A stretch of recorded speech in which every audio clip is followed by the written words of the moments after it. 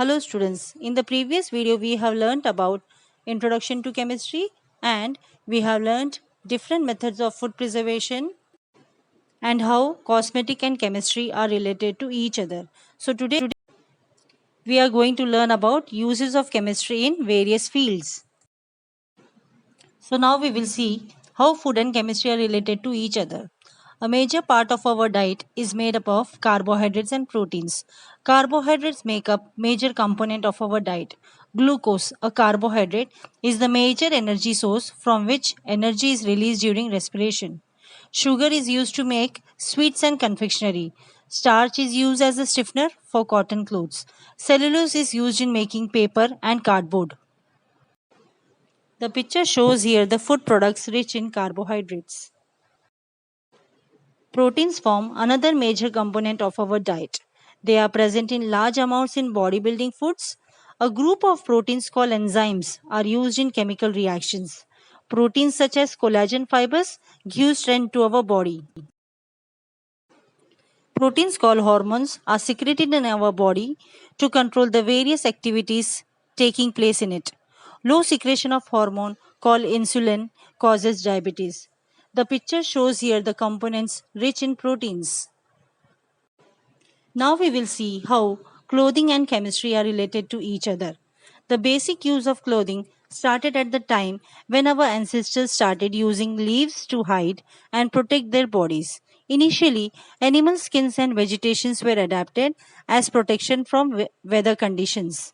Around 3000 BC, production of silk through silkworms started in China and use of cotton in the form of unstitched fabric was started. Natural fibers are obtained from plants or animals. Example, cotton, linen, flax, hemp fibers and wool are the most common natural fibers. After natural fibers, man started making fibers from chemical substance known as synthetic fibers. They were more durable than natural fibers. Easy dryability in any color, stretching, waterproofing, color fast, and long lasting properties made these fibers very popular. For example, terylene, nylon, rayon, polyester, and spandex were the most popular fabrics. The picture shows here the different uses of synthetic fiber. For example, polyester. Polyester is a synthetic fiber derived from coal, air, water, and petroleum. It is often used in pants, shirts, bed sheets, etc. because of its wrinkle resistance property and its ability to retain its shape. Also, polyester is used for making of sails in boats as these fibers are strong, durable, and relatively inexpensive. Next fiber is nylon. It was first made in 1931 and it is used for making ropes, car seat belts, and strings in a racket. Apart from that, it is also used for making parachutes. Nylon has got excellent wind resistance, good elasticity, and it is comparatively cheaper, and hence it is used for making parachutes. Next fiber is spandex. Since it is lightweight and does not restrict movement, it is often used in athletic wear. This includes such garments as swimsuits, bicycle pants, exercise wear, and so on. Spandex is also breathable, wicks moisture, and dries quickly. Now we will see how medicines and chemistry are related to each other. Medicines are chemical substances obtained from plants and animals or prepared from chemicals. They are mostly used for the treatment, cure, and prevention of many diseases. They are classified into different categories. For example, antibiotics, analgesic, antipyretics, antiseptics, antihistamines, antacids, and so on. Antibiotics are chemical compounds that prevent infection by microorganisms and work by either inhibiting their growth or killing them. For example, penicillin, streptomycin, and amoxicillin. Analgesic and antipyretics are medicines that are mostly used for relieving pain and reducing fever. For example, aspirin and paracetamol are commonly used analgesic and they are also used as antipyretics. Even herb tulsi is considered to be a good antipyretic.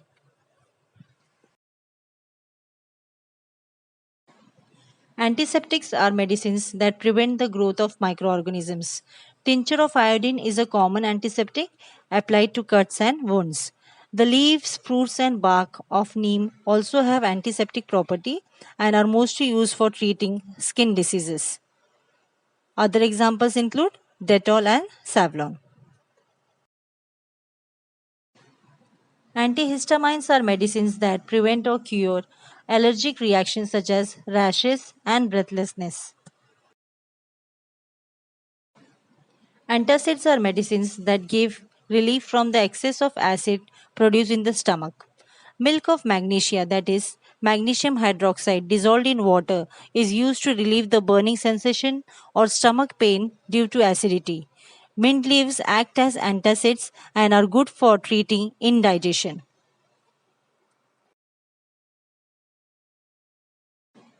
Next, we will see the use of some chemicals in industries. For example, methane. Methane is a gas at room temperature.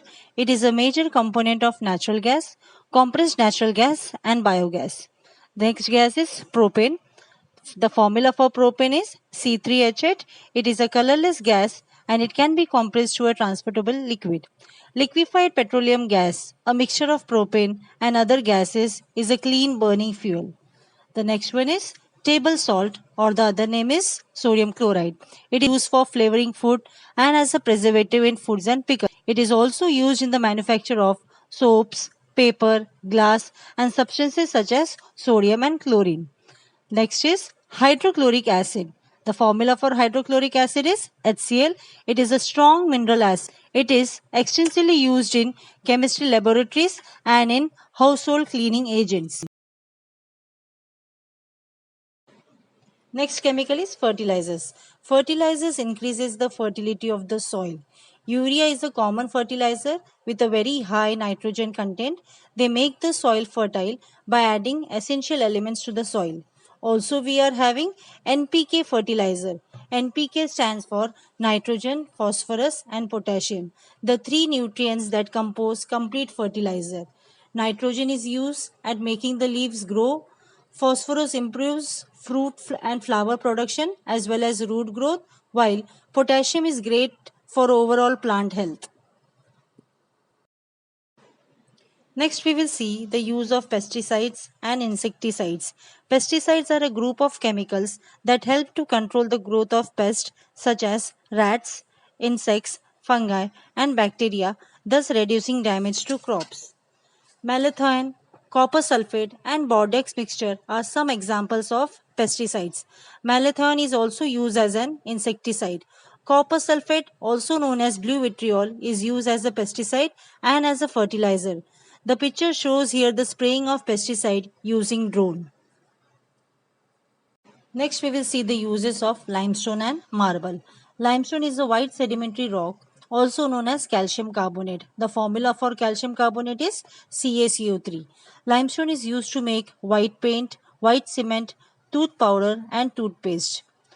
Marble is a metamorphosed limestone. Metamorphose means change completely due to the effect of temperature and pressure. The famous Taj Mahal in Agra is made up of white marble. Marble is also used to make floor tiles. Next, we will see the use of gypsum and plaster of Paris.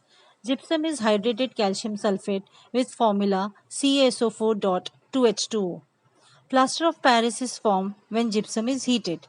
The formula for POP, that is plaster of Paris, is CaSO4 dot half H2O. Plaster of Paris is mostly used in cast, molds, and pottery. It is also used for making decorative ceilings in houses and decorative items. It is used in hospital for setting fractured bones. Broken bone without a cast may heal improperly. Next, we will see the uses of cement. Cement is a fine powder made up of limestone, gypsum, and clay. It has good binding property and hence it is mixed with water and used for building construction.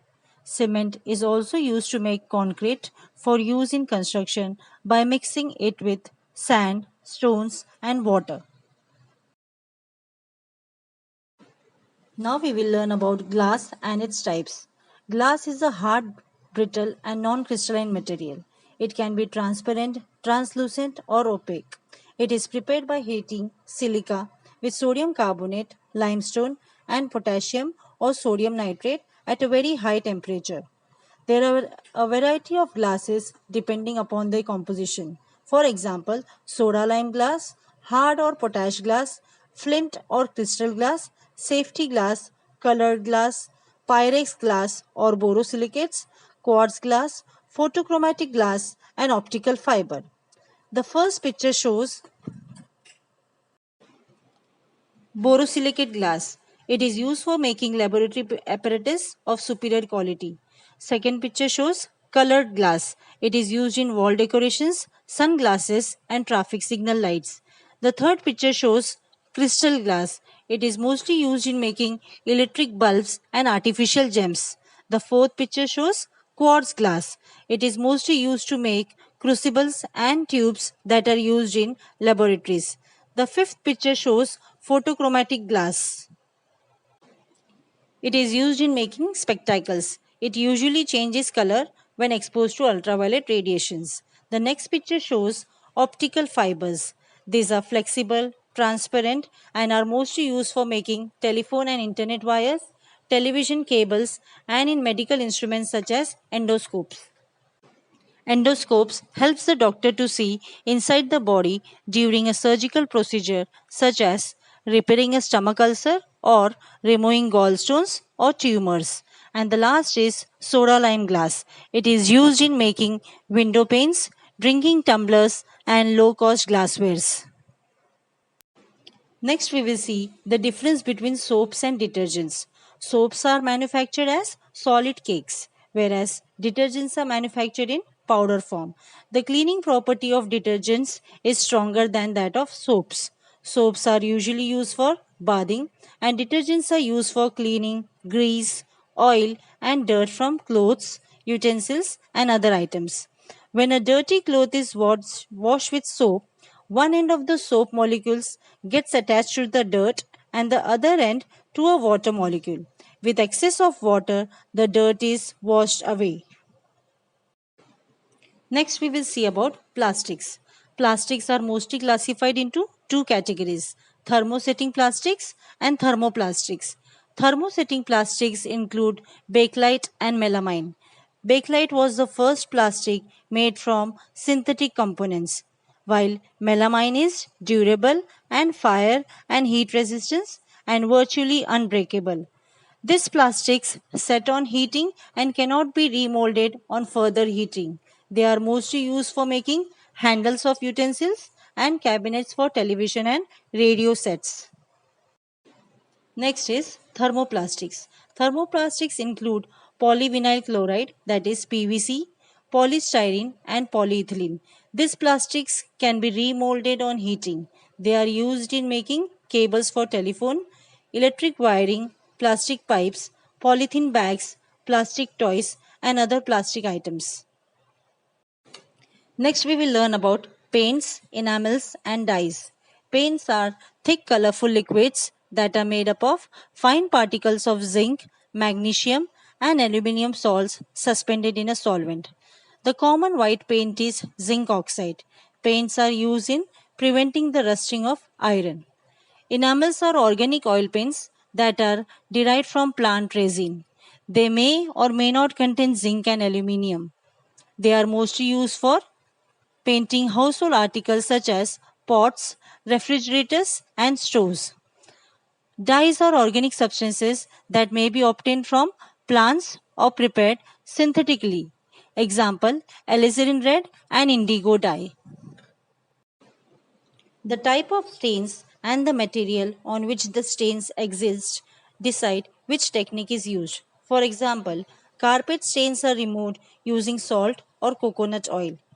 Hydrogen peroxide and bleaching powder is used to remove tough stains.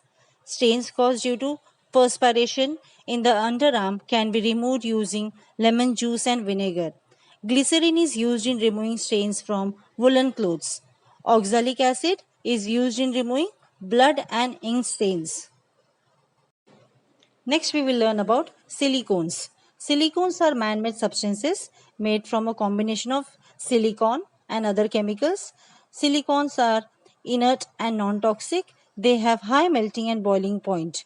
They are mostly used for packing tin foods, in making non-stick and heat-resistant pan, in making fireproof jackets, and in making artificial implants for the body. And the last topic is chemistry and defense. Chemistry has played a very important role in warfare and weaponry.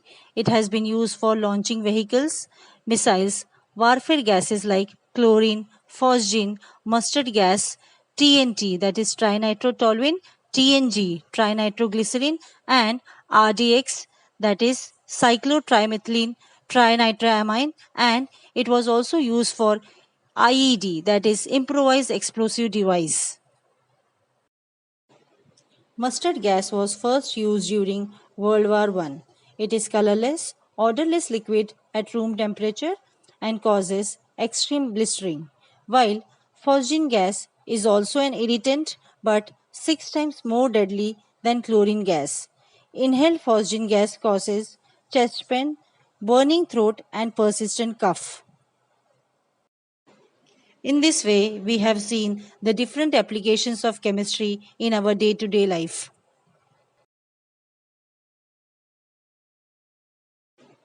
Thank you, students, for watching this video.